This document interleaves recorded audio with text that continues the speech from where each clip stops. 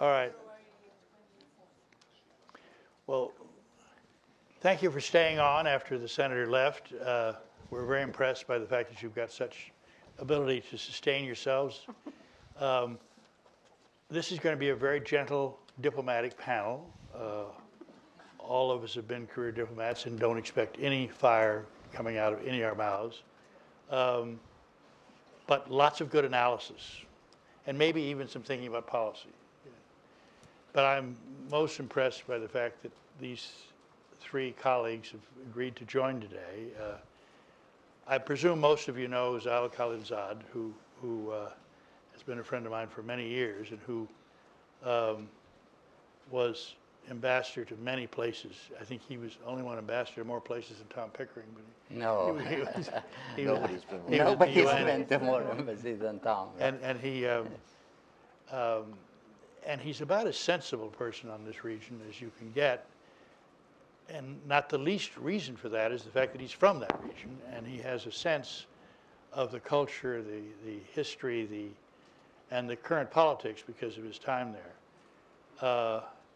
And I think I'd like to start with that, and I'll introduce the others when we go to it. Zal, you didn't hear what was just said by Chris Murphy. He gave his view basically focused on the Iran question, talking a good deal about the immigration issue and the executive order of the president. But I'd like this to move beyond, I'd like us to move beyond the particular nuclear agreement to talk about how the nuclear agreement has affected every relationship and how those relationships are evolving. And maybe you could talk a little bit about the northern group of countries, the Syria, Iraq, Afghanistan, Iran network, and how you see that playing out now in this post-JCPOA era, and what you think the president should do about it. Sure. Well, first of all, are you done? Yeah. Okay. Thank you very much. It's an honor to be here. A slight corrective. I didn't have the honor of being part of the professional foreign service, so, but nevertheless, a great honor to be with distinguished colleagues with whom I have worked over many years. With regard to the impact of the nuclear agreement on regional relations, I don't know whether the nuclear agreement had any direct effect on regional policies or relations between the states of the region, although several more to the south were openly against the agreement, suspicious of the agreement, suspicious of U.S. engagement with Iran. But as far as the northern tier countries are concerned, Afghanistan, Iraq, and Syria, the three countries you mentioned, they were all supportive of the agreement. That's sort of one big difference. Because even in my time as ambassador to two of those three countries, Afghanistan and Iraq, both countries were pushing very hard for good relations or normal relations or better relations than existed between the United States and Iran. President Karzai in Afghanistan always tried to offer himself as an intermediary. He had good relations with President Khatami. And when I went over to Iraq, the Iraqi Shia in particular thought they were friends of Iran and friends of the United States. And they didn't want to be torn asunder, so to speak, between these two countries that they wanted to have good relations with both, with different degrees, some more so than others among the political parties. But so therefore, I think these three countries, the leadership of these three countries, the dominant political forces in these countries, not that there weren't other forces operating, favored and endorsed publicly the nuclear agreement. But as far as whether Iran changed policies towards these three countries in the aftermath of the nuclear agreement, or whether because of the negotiations between us and Iran and the agreement, whatever you think of the agreement on the nuclear agreement, some believe that that would have a positive effect on the regional relations. And I don't think a case can be made, at least I can't make it, that the agreement had that effect. Iran continued essentially the policies that it had before and during the negotiations, which was in the case of Syria, support the regime. In the case of Iraq, support the government that was dominated by forces that were quite friendly and sympathetic to Iran. And in Afghanistan, they supported, like we did, the unity government and also maintained good relations with those that were closer and had a longer-term relationship with Iran, elements of the Northern Alliance, which during the Taliban period they sustained and we took over after the 9/11 attack with Iranian help, I must say, at that time. Now, some changes in the region have affected Iranian policy. One, that the Shia-Sunni divide has gotten worse over time. And places like Afghanistan, where they stayed out of the Sunni-Shia divide, Saudi-Iranian divide, or fearful, and some believe that it's beginning to negatively affect them. They see more violence against Shia communities, although it has been there. Not to the extent that you see it in some other countries of the region, but they've been worried about that. In the case of course, Iraq, there is no real change. I think that the rise of ISIS has had an impact in the sense that Iran has used that, the war against ISIS, to further increase and perhaps institutionalize its increased role, particularly in Afghanistan and Iraq. Syria, of course, as I said, and they were supportive of the regime. The threat from ISIS is taken very seriously by Iran. In the province of Diyala, for example, in Iraq, and because ISIS was getting close to the Iranian border, they pushed, were very afraid, and now Iranian influence in that province is extremely high. It may be that they have some direct presence, some distance into Diyala province of Iraq. They have used the threat of ISIS, which was a real threat, to build, support militias as an alternative to state security institutions, much more directly linked to Iran, where we were much more influential with the state security forces. So, and now a law has been passed. There are different interpretations of that law that institutionalizes the role of militias with regard to the Iraq future, and therefore some are worried that this will be another kind of Hezbollah, a state within a state, but linked more directly to the Iranian regime. And in Afghanistan, the rise of ISIS there, which is not as significant at this point as ISIS has been in Syria and in Iraq, this has produced some adjustment in Iranian policy that has been disturbing to the government, where they're reaching out to the Taliban, and there's been contact. In fact, Mullah Mansour, the leader of the Taliban that we killed in the Pakistani Balochistan, that allegedly was on his way back from Iran when he was killed. And like Russia and maybe some others who see the ISIS threat as the most serious threat, Iran has adjusted to use maybe ties with the Taliban or elements of the Taliban, because the Taliban is really an umbrella organization with various elements in it, to fight and contain ISIS, so the agenda as adjusted. I would say that in the case of Syria and Iraq, Iranian role is more significant than in the case of Afghanistan. And the settlement ultimately of these two countries would require Iranian acquiescence, if not direct support. And that settlement, we can talk about the details of what the situation on the ground. In order for it to work, it has to be obviously more broadly accepted in the region, and obviously now by Russia and perhaps some ourselves and some others. And I think that a few points, and I'll end with that, may have taken a lot of time already. One is that the same principles have to apply to both countries in terms of political settlement, in the sense that the civil wars of these two countries are interlinked now.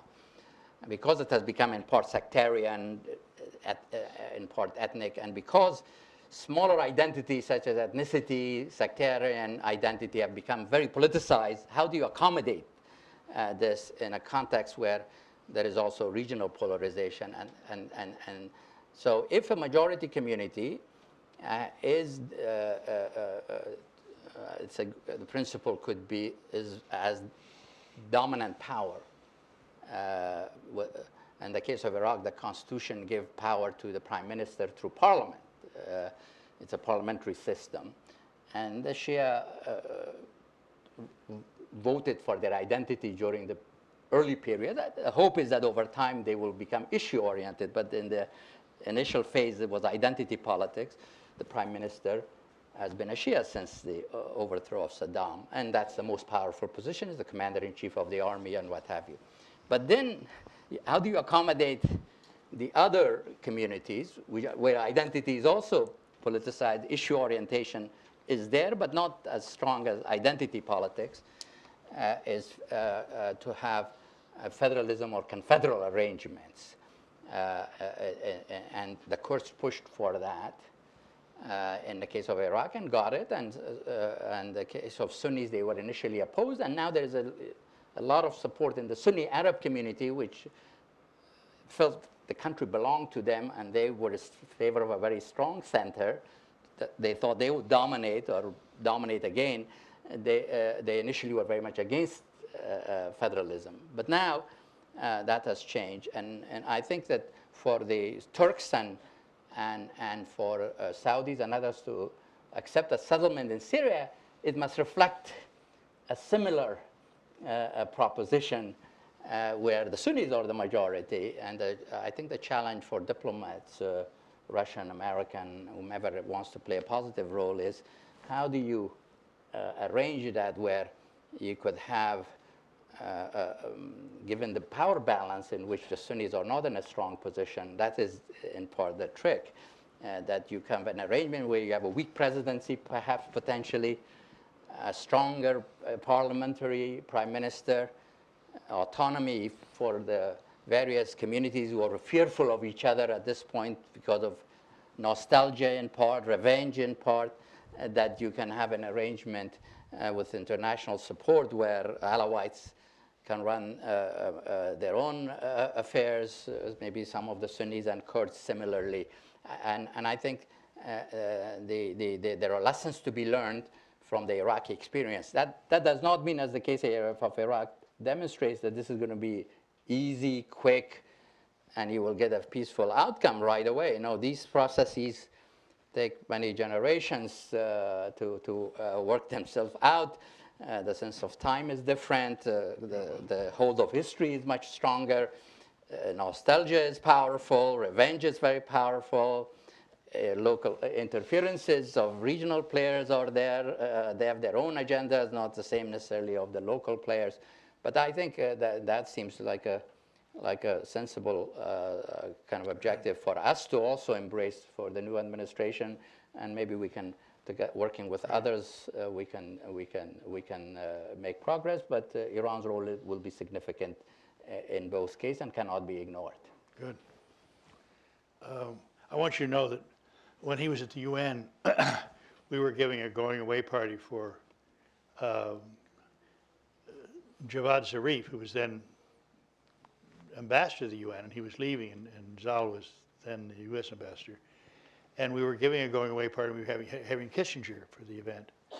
And I was walking on the street, and I said to Zal, I saw him, and I said, would you come to dinner with Henry and with Javad Zarif, of course, whom he'd known during the early years. And he came, representing the Bush administration. Nobody ever said anything until now that it actually happened. Thank you for that. I know. Marcel, thank you for coming. We have not known each other before. She's head of the Arab Gulf Institute, States Gulf Institute, and I know your career. And by the way, you were an honorary. I was honored, very much You're so. an It was a great honor. Yes, honorary indeed. career Yes, yes. And I know you know that region very well. And here we are.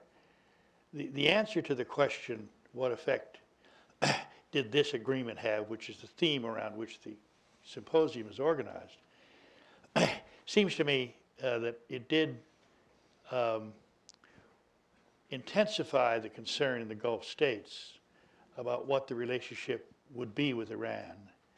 And it coincided with a slipping of the relationship in any case because of oil and so many other things. But how do you evaluate where we are with the Gulf states, where the United States might position its policies, and the degree to which the Gulf states might play a constructive role in the Syria-Iraq set of issues? Well, thank you very much for the invitation, first of all, and thanks to Barbara and the Atlantic Council for allowing me to join this distinguished panel. Zal and I was in Abu Dhabi, he was in Kabul, and Dan was my boss in Cairo, so I'm in great company here. At the Arab Gulf States Institute, all we think about is the impact of all the regional conflicts on the countries of the GCC. So as you can imagine, obviously Iran is very much central to that conversation. And anything we do, whether we're looking at Syria or Iraq or the sectarian issues or the Saudi, Iranian political confrontation and competition in the region, which has been going on for a very long time. So the impact on the agreement, obviously most of the Arab Gulf states, and all of you know they don't all hold to the same line. There are many differences in how they perceive their role in the region. Oman, for example, has a very different perspective on Iran than the other GCC countries. But for the most part, obviously during the interim agreement and the final negotiations, they pushed back on the agreement because they felt it was extremely narrow, just looking at the nuclear portion, and ignored the parts of the region that they felt very serious and very concerned about, obviously the role that Iran plays in the region. I think now with the agreement well behind us, I have not heard any person in a position of influence or authority in any of the GCC countries who would be advocating for the abrogation of the treaty, of the agreement, excuse me. I think all of them would see that as a huge mistake, and it would, in their view, certainly strengthen the hardliners in Iran and not the people that we hope will be more influential in years to come. That said, I think the agreement for the region in many ways has empowered Iran further. I don't think any of us would disagree with that when we see Iran's growing role in Syria, its relationship with Russia, and working together hand in hand with Hezbollah. Certainly the message to the region is that you can't solve Syria without us. You can't solve Iraq without us.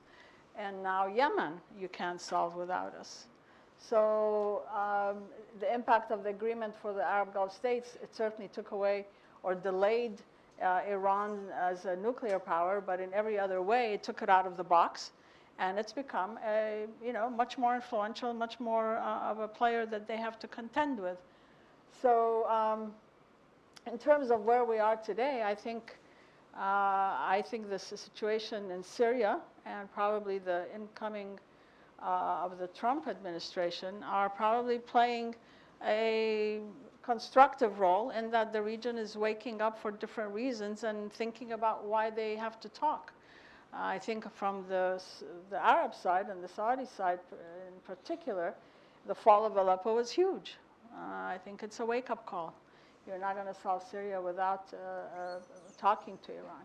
On the other hand, I think the Iranians are concerned. Am I understanding what you said? You said the Saudis are now realizing after the fall of Aleppo that they can't move forward without talking to Iran? I think they see the importance of at least responding to many of the comments out of Iran about reaching out and so on. The fact that the Kuwaiti foreign minister went supposedly with a GCC letter to Iran. I think both sides have reasons to move towards a more conciliatory rapprochement attitude. On the Iranian side, I think they feel that they're very concerned about the Trump administration. I think they heard Mattis very clearly. Yes, we're not sure how much influence Mattis will have, but certainly he said a lot of things that the Arabs want to hear about Iran's role in the region being extremely troubling and a greater threat than anything else in the region. So I think Iran has reasons to think in a more conciliatory way, and so do the Arabs. So we've seen a few other signs I can point to very quickly. One, the OPEC oil production agreement was a small sign. Yeah. The fact that Morocco has reestablished full diplomatic relations with Iran. Certainly, I don't think the Moroccans would have done that without a green light from the UAE and Saudi Arabia. So that's kind of another sign that things are softening a little bit. I think, honestly, really this first year of the Trump administration will give us more signs as to whether there's hope for a more, at least a talking relationship rather than the one we're seeing in the region right now, where it's the worst it's ever been, in my view, in terms of the... How would you think the Saudis, what kind of role do you see them playing for themselves, particularly in Syria? What might be their role? Well, I mean, the Saudis and the Qataris, less so the Emiratis and Kuwait, the Saudis and the Qataris have been so insistent on the removal of Bashar al-Assad. And I think given the Russian involvement in Syria and obviously close coordination with Iran and the fall of Aleppo, that seems to be farther away. That's not going to happen, and I think that's obvious to the Saudis. It may be something they want to see as a potential political agreement that would eventually lead to a change of Bashar al-Assad. But for now, I think the Saudis are realizing that their primary goal in Syria is not going to be realized right away, and that's why I think the events in Syria are a bit of a motivation, if you will, to be more conciliatory towards Iran. Well, I hope after you get through with your original presentations, we will talk a little bit about this Russian plan that has just been announced, which involves a new constitution drafted by the Russians and the Iranians and the Turks with a footnote on the Kurds. Dan is probably the most even-handed, knowledgeable, and professional policy person on Israel, Palestine, Egypt, and that network, which is really different than what we've been talking about. And he was ambassador to both Israel and Egypt, teaches at Princeton, writes books about these things. So give us a short version of what your new book will be on this subject. A short version of Netanyahu. Let's see. First of all, I join everyone in really thanking and congratulating both you, Bill, and the Iran Project, and you, Barbara, and Atlantic Council for the extraordinary work that you did to help make this happen. So really, hats off to you. You were in the middle of our whole effort. You were part of it. A little bit. One comment first, if I might, on something Marcel just said. I hope she's right that the Saudi attitude towards dealing with Iran on this issue is softening. I'm not sure. I spent the last 3.5 years chairing the U.S. side of a track 2 with Russia on Syria, where we had much more agreement between the United States and Russia than we could get on the idea of bringing Iran and Saudi Arabia into that dialogue. So if there is some softening, if we're seeing some signs, that would be most welcome. Look, I don't have to remind everyone here that probably the most implacable foe of the JCPOA was the Israeli government, and specifically Benjamin Netanyahu. And his opposition remains as firm today as it was before the accord came into being. It's also important to note, though, that if you strip away the Israeli tactics that some of us found a bit unusual, going behind the president's back to Congress and so forth, and if you strip away some of the language that was used that in our parlance we would say was just plain nasty, the fact of the matter is that Israel has unique security concerns, and all of them have an Iranian component in them. In the big picture, it's the idea that Iran might, in fact, make a political decision to acquire nuclear weapons capability, might actually develop a ballistic missile capability that is precise. And you have had, not in the current government, but you have had in previous Iranian governments, people who are willing to speak openly about wiping the state of Israel off the map, which in the particular context of Israel evokes not just a thought, but a historical reality that was faced by the Jewish people 70 years ago. That's in the large picture. But as you look around at Israel's other security concerns, the Iranians pop up almost everywhere. And I'm thinking most particularly in Syria, the Iranian role, not just in propping up Bashar al-Assad, but in sending Iranian forces, IRGC and others, to fight and to die and to displace Sunni Syrians in order to create a kind of Iranian buffer around Damascus. You have an Iranian role in keeping Hezbollah well armed, and perhaps the Israelis would fear in helping Hezbollah create a second front, not just along Israel's northern border, but along the Golan Heights line. And so as you look at this regional context, security context, Iran is not a single problem. It is a multiple, complex problem that Israeli decision makers face. And in some ways, it does account for the very often hyperbolic way in which Israel talks about Iran and the concerns that at least the Israeli government expresses. That said, as we saw during the JCPOA negotiations themselves, and we've seen now even more publicly, there has been and remains a split between what I call the political decision makers in Israel and a large part of the security establishment. It was mentioned a little bit earlier in the first panel. I don't want to make it a binary because obviously there are large parts of the security establishment whose job it is to protect the state of Israel who are very worried about Iran. But there's also a large part of that establishment, including former officials who are prepared to speak publicly, who make the argument that we may not have wanted the way the JCPOA came out. We would have wanted a tougher agreement or whatever, but it's not bad. And as we heard in the earlier panel, it's kind of working with all of its weaknesses and problems.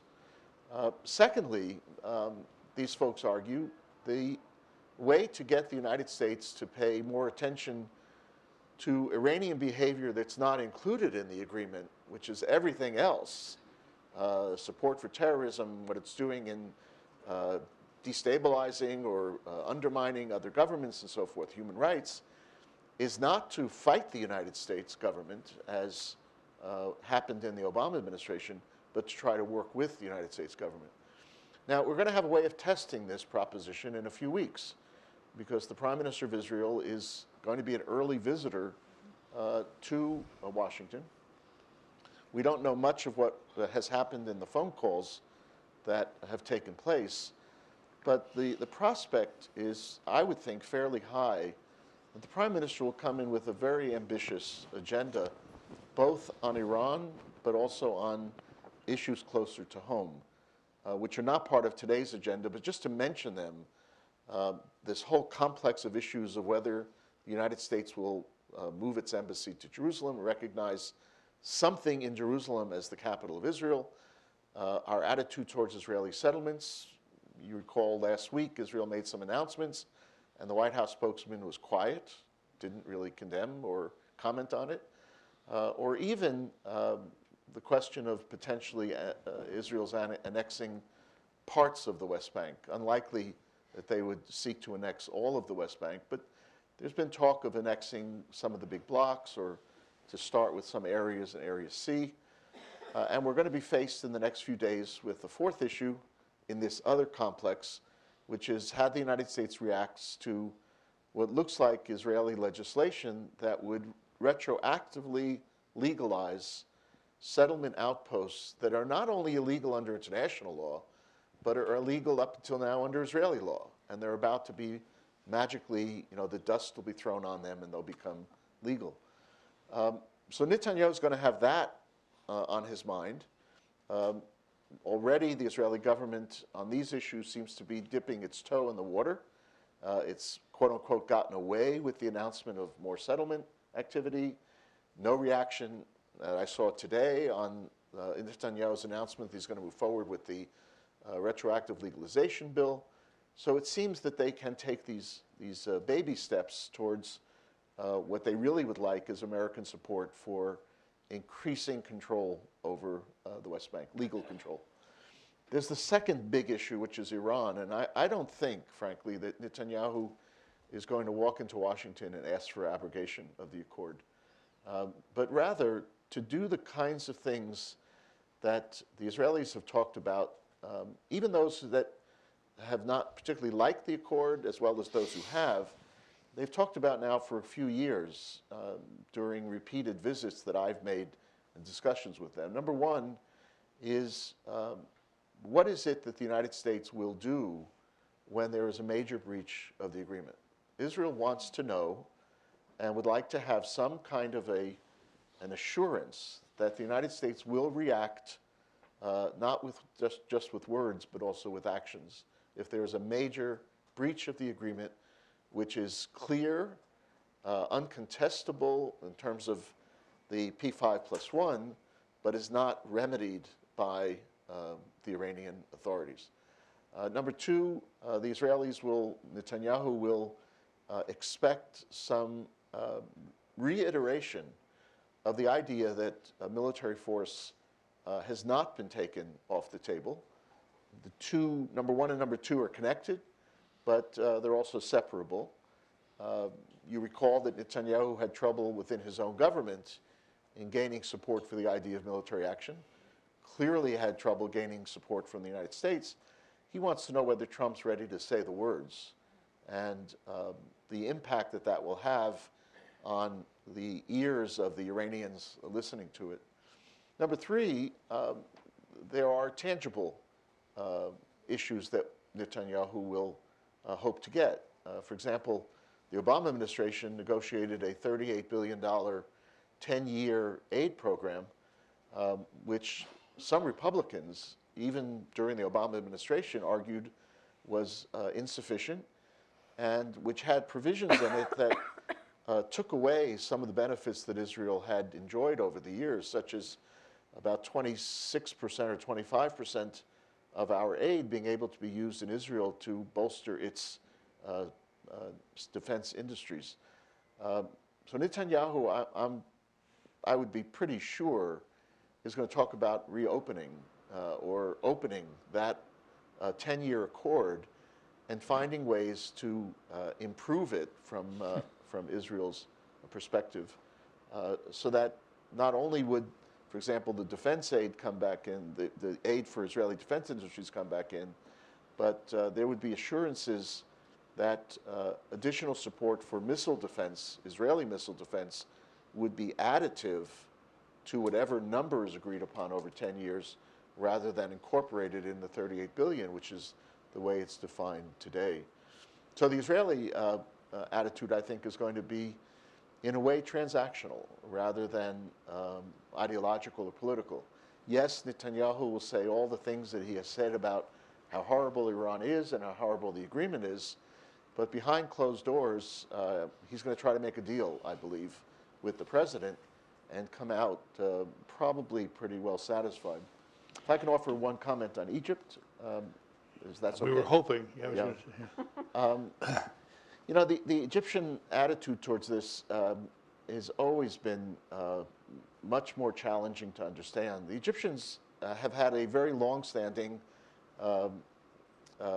distaste, even hatred of the Iranians, for reasons that have to do, number one, in terms of regional competition, but also, when you talk to Egyptians, they remember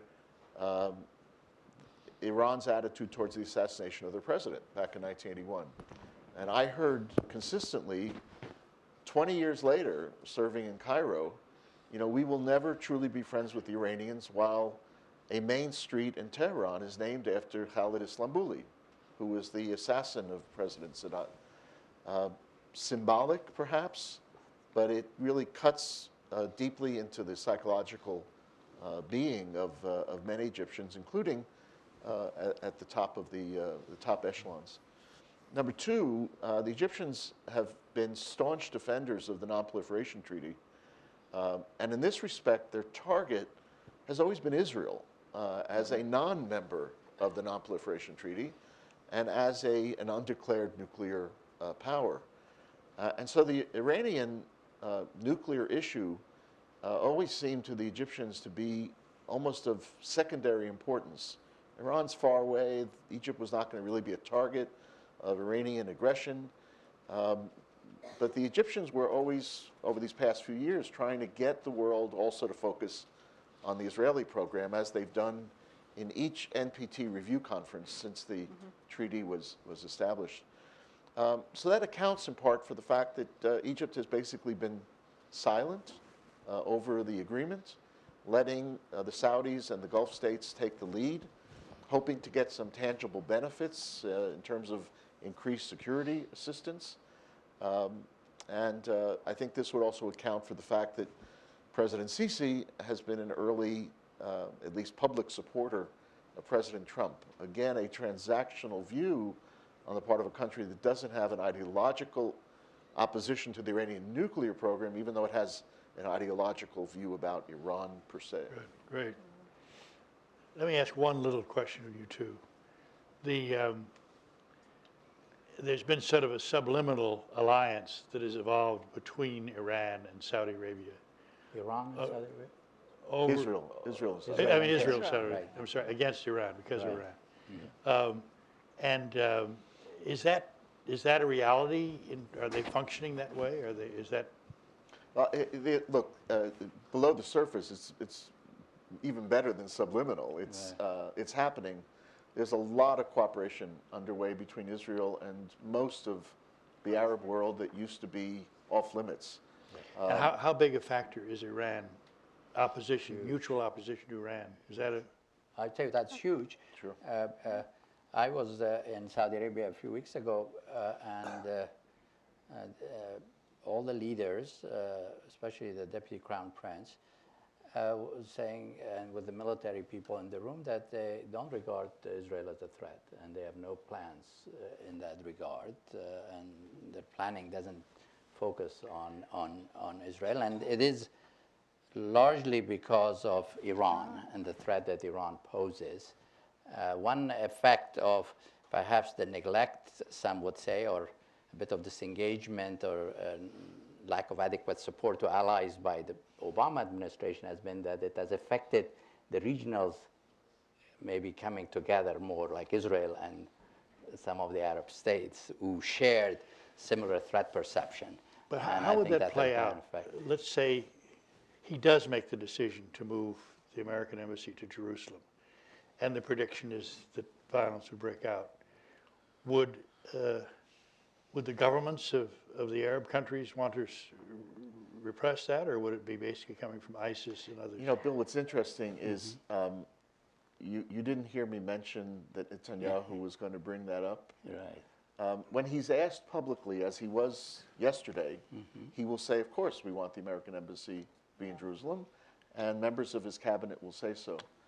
But he will understand, as much as anybody, that the argument that he wants to make to Trump, which is that in a sense, Israel becomes a pathway to relations with countries that are upset with the United States, like Saudi Arabia, can get undermined by a move of the American embassy, to which Saudi Arabia would have to react because of the Arab Street.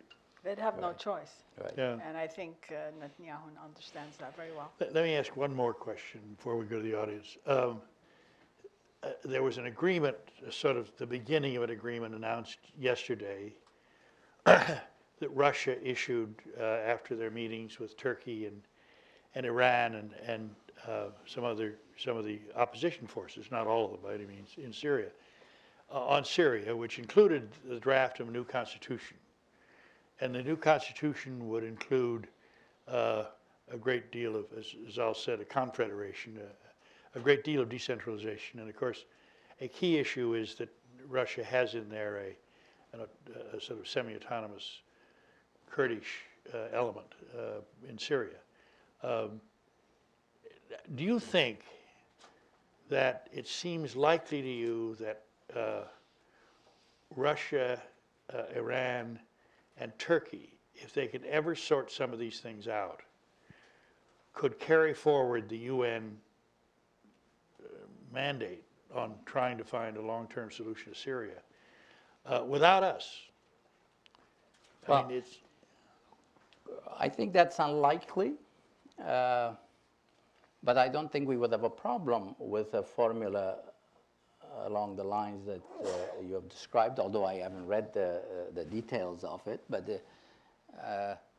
the key challenge would be whether you can get the Turks to agree that the autonomous Kurdish region that could be dominated by PYD, which is the dominant party there, which they regard as tied to PKK, would be acceptable. Now, you know, the Turks were not that happy with the federalism in Iraq, but they accommodated over time. And now relations between the Kurdish region of Iraq, the dominant party, the KDP, and Turkey is quite close, and it's a mutually beneficial relationship. But it seems to me that PYD's PKK connection makes it a little harder to sell. But there will be huge progress if there is this agreement, and there is something that we could work with, in my view. The key issue for us, the urgent issue, is what you do about ISIS. And I think that for us, this political settlement is a more longer-term issue. The ISIS is the urgent issue, and I suspect we could get progress with the Russians on this, perhaps, and then we can bring others along. But I think without us, it will be difficult, if we especially opposed it. And I think, I haven't seen it either, Yeah. this draft constitution. And if they take it to Geneva, that would be a sign that they want They to would take it to broaden the UN. the base of support. But without bringing on certainly Saudi Arabia's acquiescence, there's just no way. That's the question. Yeah, I mean, If I they see don't that. come into it, This it's would be- going to go nowhere. No, And they're not even they at can the keep table. Syria, you know, in Exactly. a civil war status. For And a I long don't time. know whether, that the Turks would go as far as if they have gone, and I'm not sure No, that yeah. they have, without talking to the Saudis. Yeah, good. Yeah. And I would add, even in the Obama administration, there were clear signals in the last few months of a willingness to accept the Russian dominant role, if Russia would then join in the anti-ISIS coalition. They're linked, yeah. They're linked, Yeah. yeah. So in terms of your question, I think if the Russians are able to pull this off, which is a real outside possibility, Right. because it's not just the Kurds and Turkey, and it's not just the regime and the Kurds and Turkey, but it's the regime, Kurds, Turkey, Iran, Saudi Arabia, and Exactly. that becomes, and we would, if you're able to pull it off, and then we brought about an agreement with Russia dealing with ISIS, I think Washington would be very happy. Right. Good.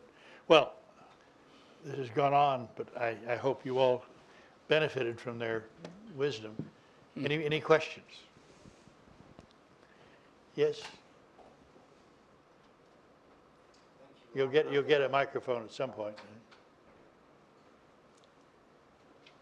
Thank you. I'm Ali Dad Mafinez. I'm with the West Asia Council. My question has to do with the way you see the potential for the Trump administration to bring about a paradigm shift in a region of the world which for the past quarter century has gone from bad to worse, with millions of refugees, a terrorism problem that has now affected Europe and is undermining the integrity of the European Union.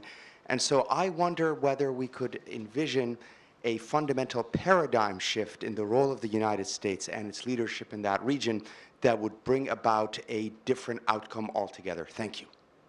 Let me tell you, what paradigm shift do you want? A cessation of forever war, for example, A what? and a way of dealing with the refugee crisis, which is undermining international stability. Well, I don't know. Well,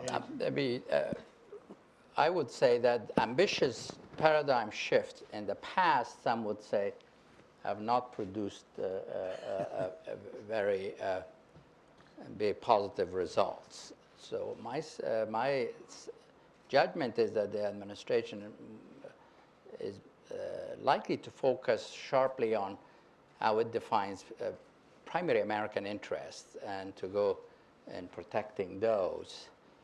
And ISIS being at the top, security of Israel being at the top, maybe some strengthening of relations with friends and allies, and some additional pressure to push back on Iranian kind of threats, but not to go with a big American kind of grand design to normalize this region and reshape it after its own image. That will be my judgment based on what one hears from the senior people who are in the administration.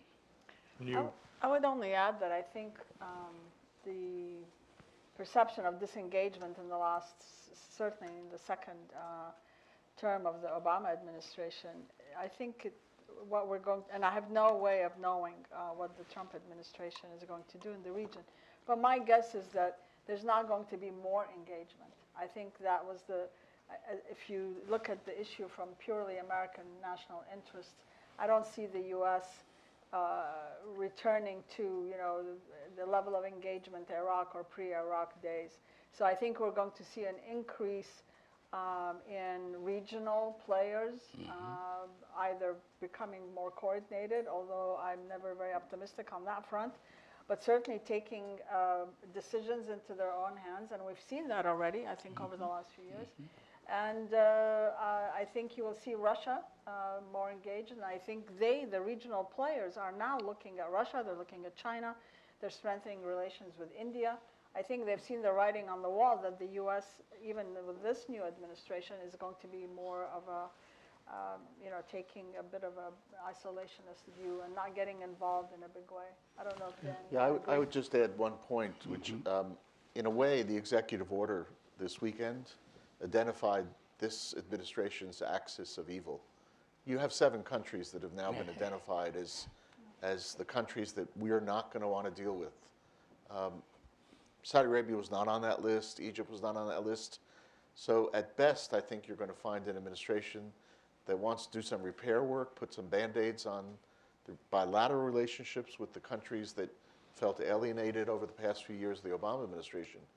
But the paradigm shift that you may be thinking about of, getting into the kind of Marshall Plan thinking of changing the way the Middle East looks at itself and fixes its problems, I'd be exceedingly doubtful in this administration. I would, I have high regards for Dan.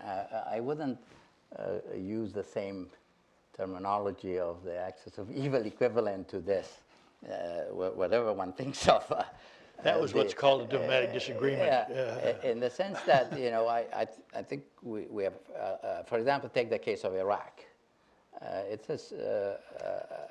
think we have a strong relationship, defense, perhaps stronger than we do with a lot of others who are not on the list. F-16 pilots are being trained, F-16s are being sold. We have a very strong security relationship with the Kurds, getting stronger by the day. So I would not read that in that way that these are the worst in terms of threat to the U.S. from the region. It certainly feels that way. Well, I know that maybe there is something that could be said about how it has been marketed and described and in the way it has been done, but I wouldn't think that. I mean, a slight. If only they'd give us their oil, we would be a great. Yeah, exactly. Yeah. No, we'll just go take it. This is what the man said. Barbara. Our friends. Still not the Thanks. enemy. Barbara Slavin. The visa ban, though, including Iraq, we've seen already some commentary from Baghdad suggesting that they're going to throw the Americans out. Is that just expected noise? They can't possibly do it because they need us because of ISIS. All right, you've already had. I wanted to pass the microphone, though, to Jim Loeb, who had a question. No, that was my question. That was your question? What can I say? Journalists think alike. Okay. Yeah, he's not done yet. Do you have another one? Okay. That was the beginning of He wants to expand the question. Yeah, exactly. The broader implications of the visa ban, no matter how it was rolled out, particularly with respect to Iraq, since we've invested so much there, and how people on the ground will take it. Sure. But it's addressed to the whole panel as well. Well, if I could start, I think that this is a temporary ban. Terrorism is a serious issue.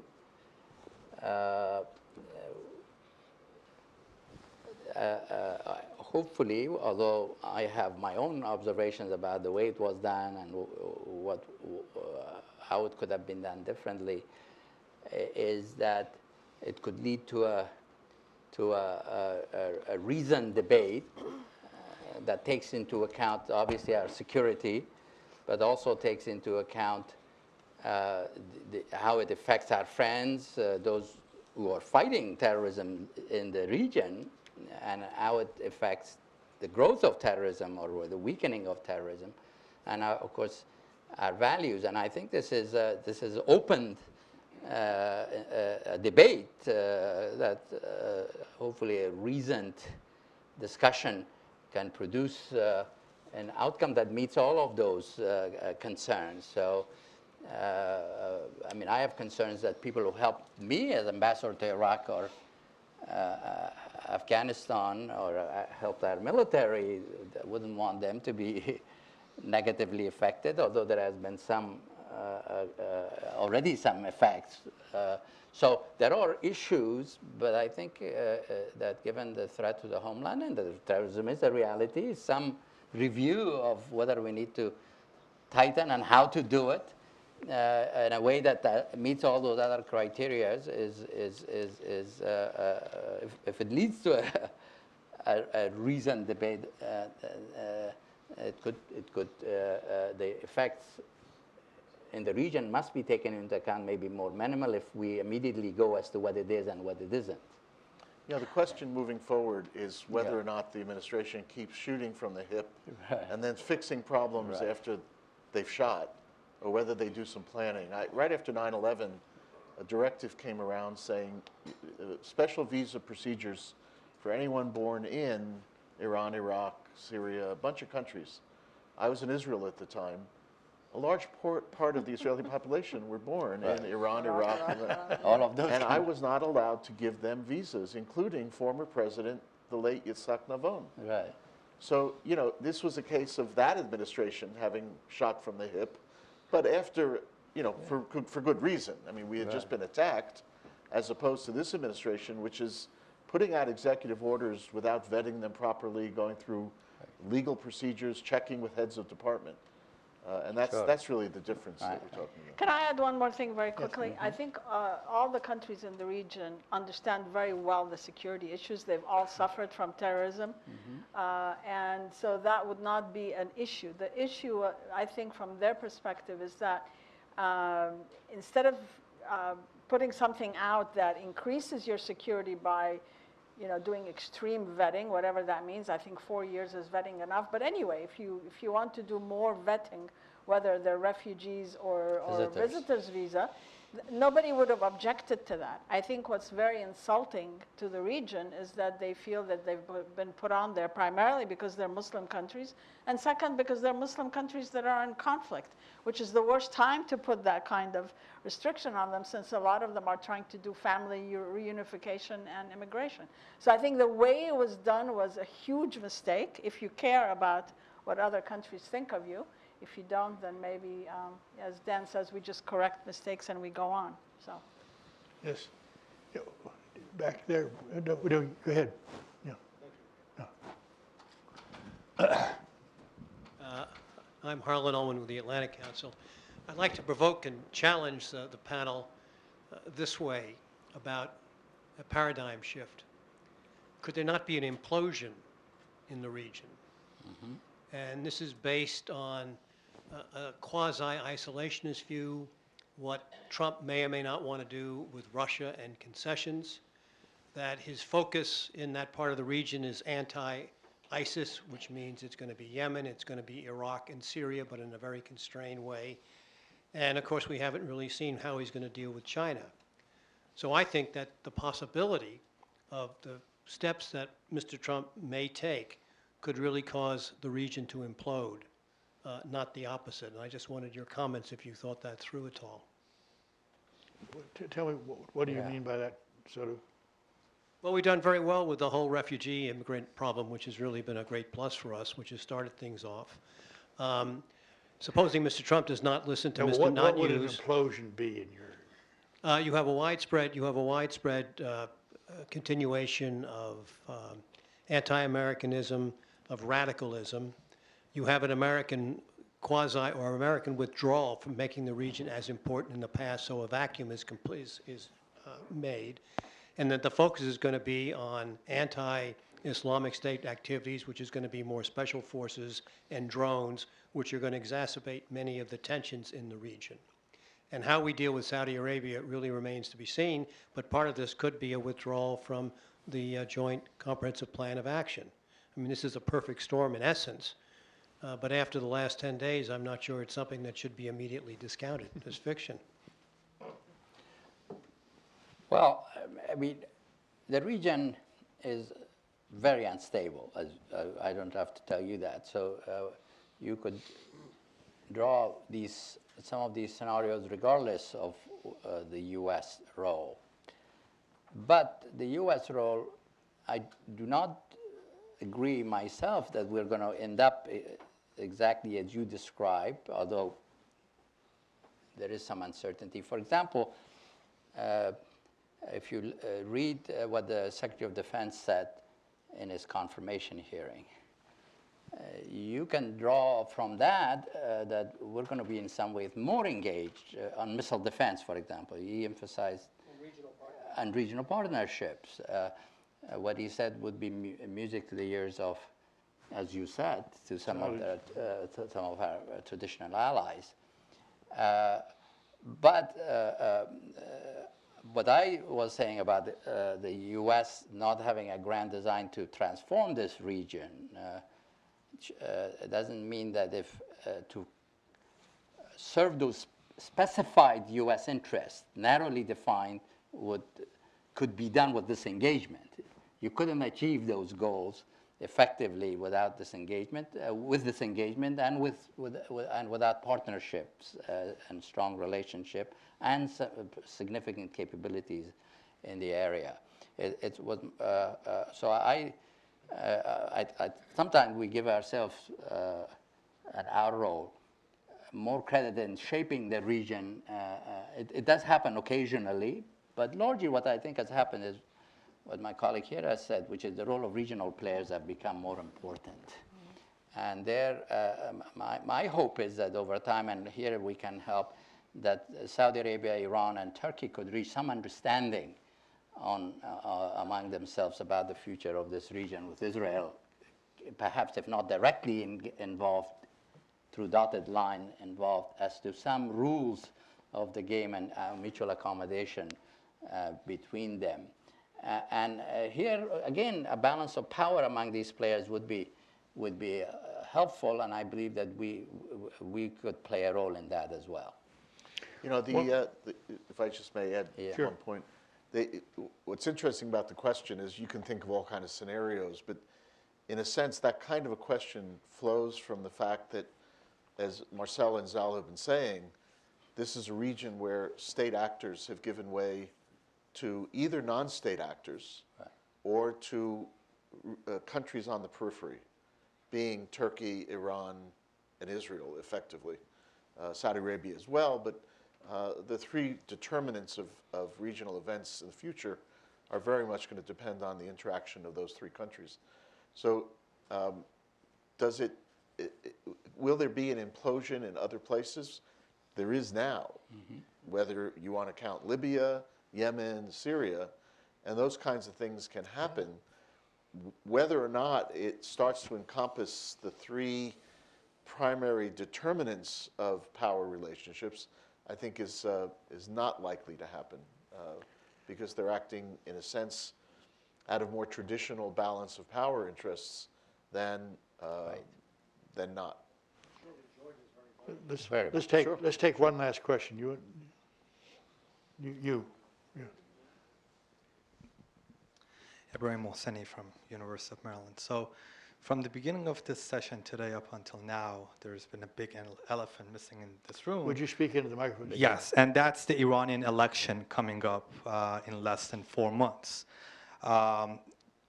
Should we have any favorites in that election? And secondly, how do you think the visa ban, as well as the promised upcoming sanctions and more pressure on Iran, how do you think that will affect that election? Well, to answer your first question, we should have no candidates. Yeah. It's sure that if we go out for Rouhani, he's dead. If Trump should do that. But I don't know if you would. Ali, what would you say? Yeah, that's for the... Iranian elections are famously unpredictable, so we won't make any predictions at this stage. I was just going to add, I mean, I think it's in our interest that the moderates are key players in Iran, and I think the current situation is not looking good for them, especially with the new administration, and they feel threatened. And I think the new sanctions will make them also more angry, and they may look at Rouhani as not having delivered. But I am not an Iran expert, and I have no idea what that could mean in an election. But certainly, it's an area of concern. But you're not suggesting we should announce ourselves in favor of Rouhani? Oh, God, no. Oh, kiss of death. No. Well, okay. Well, thank you very much for staying here, and thanks, Barbara and the Atlantic Council. This is our third, and you haven't heard the last of us on this subject. Thank you for coming. Thank you very much. Thank you. Thank the panel, Thank you. the wonderful panel. Thank you. Thank you. Thank you.